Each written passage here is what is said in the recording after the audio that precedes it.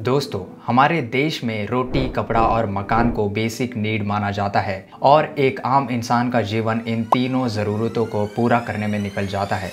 इन तीन में सबसे ज़्यादा जिस चीज़ में पैसा खर्च होता है वो है एक घर। इसलिए अपने सपनों का घर खरीदने को लेकर हम सभी के दिमाग में कई सवाल और काफ़ी डर होता है। उन सवालों में से एक सवाल यह भी होता है कि हमें ये घर खरीदना चाहिए या फिर रेंट पर रहना चाहिए। क्या हम हर महीने EMI भर पाएंगे? क्या होम लोन लेकर इंटरेस्ट के साथ डबल अमाउंट चुकाना सही फैसला होगा? वगैरह वगैरह। अगर आपके दिमाग में भी घर खरीदने को लेकर यही सवाल है तो आज हम आपको एक ऐसे फाइनेंशियल एनालिसिस शेयर करेंगे जिसके मदद से आपको ये डिसाइड करने में बहुत आसानी होगी कि आपको घर खरीदना चाहिए या रेंट पर लेना चाहिए। तो आप बिना स्किप किए हुए ये पूरा वीडियो ज़रूर देखिए। घर खरीदना चाहिए या रेंट पर लेना चाहिए, ये कैलकुलेट करने के लिए सबसे इजी तरीका है price to rent ratio calculate करना। यानी कि अभी आप जिस घर में रहते हैं उसका प्राइस और एनुअल रेंट का रेशियो अगर 21 से कम आ रहा है तो आपको घर खरीद लेना चाहिए।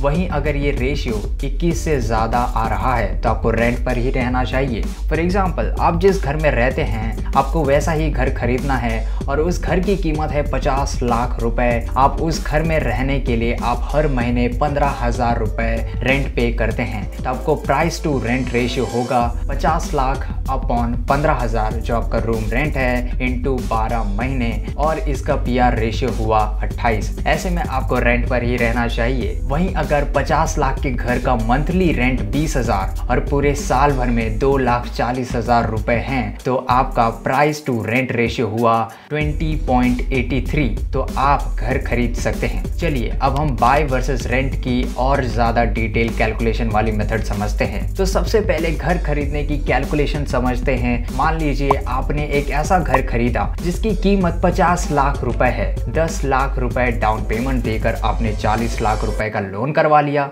जिसका इंटरेस्ट रेट है 9% और टेन्यूर है 20 साल। यानी कि 20 साल में आपको बैंक को इंटरेस्ट के साथ 86,37,000 रुपए देने पड़ेंगे। साथ ही डाउन पेमेंट के 10 लाख रुपए मिलाकर आपको 96,37,000 रुपए में पड़ेगा। इसके अलावा घर का मेंटेनेंस करवाने का खर्च होगा वो अलग से। हालांकि इससे आपको एक फायदा जरूर होगा कि 20 साल के बाद आपको अपना एक खुद का घर बन जाएगा। और अगर आप घर की वैल्यू एनुअली 8% से 20 साल तक बढ़ती है तो 20 साल बाद आपका घर का वैल्यू करीब करीब 2 करोड़ रुपए हो जाएगी। यानी यहाँ आपको करीब 1 करोड़ 4 लाख का मुनाफा होगा। अब मान लीजिए कि आपने किराए पर रहने का डिसीजन लिया है और आप उस घर के लिए हर महीने करीब 15,000 रुपए किराया देते हैं। अब अगर आप यहाँ 20% के टैक्स ब्रैकेट की कैटेगरी में आते हैं तो आपको 20% हाउस रेंट अलाउंस का फायदा मिलेगा और आपको एनुअली रेंट 12,000 मल्टीप्लाई करेंगे 12 महीनों को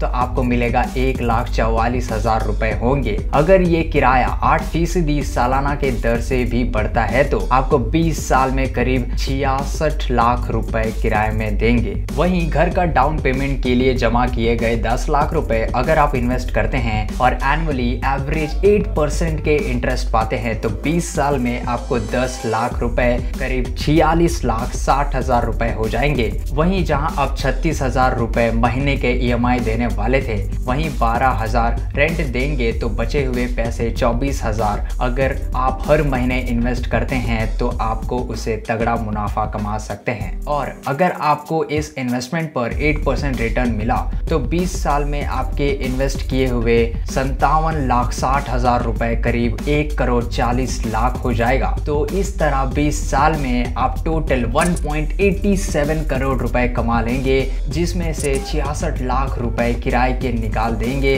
तो आपको 1.21 करोड़ का मुनाफा होगा।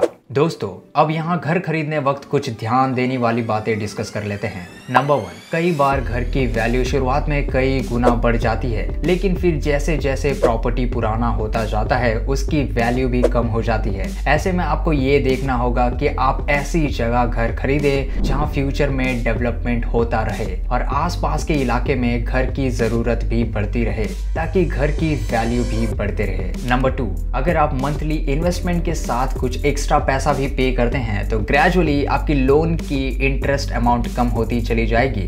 इसलिए अगर आपकी EMI 36,000 रुपए है तो आप करीब 40,000 रुपए पे करने का प्लान बना सकते हैं और होम लोन लेने वक्त EMI फ्लेक्सिबिलिटी और उसके बेनिफिट्स के बारे में बैंक से डायरेक्टली डिस्कस कर सकते हैं। इसके अलावा आपको घर खरीदने वक्त एक और थंब रूल का ध्यान रखना चाहिए जो कहता है कि घर की EMI आपकी मंथली इनकम से 28% से ज्यादा नहीं होना चाहिए। यानी कि अगर आपकी मंथली इनकम 1 लाख रुपए है तो आपको ऐसा घर खरीदना चाहिए जिसका मंथली EMI ज्यादा से ज्यादा 28,000 रुपए के आसपास आए। अब किराए पर रहने वक्त आपको इन बातों का ध्यान रखना चाहिए। नंबर 1, EMI में से रेंट माइनस करके मंथली जो अमाउंट बचता है उसे सेव और इन्वेस्ट करना चाहिए, तभी आपको फायदा होगा। क्योंकि ज्यादातर लोग उन पैसे को अपने लाइफस्टाइल में इंप्रूव करने में लगा देते हैं और इन दी एंड कुछ भी सेव नहीं कर पाते हैं। ऐसे में तो किराए पर रहना उनके लिए एक रॉन्ग चॉइस बन जाती है। नंबर 2,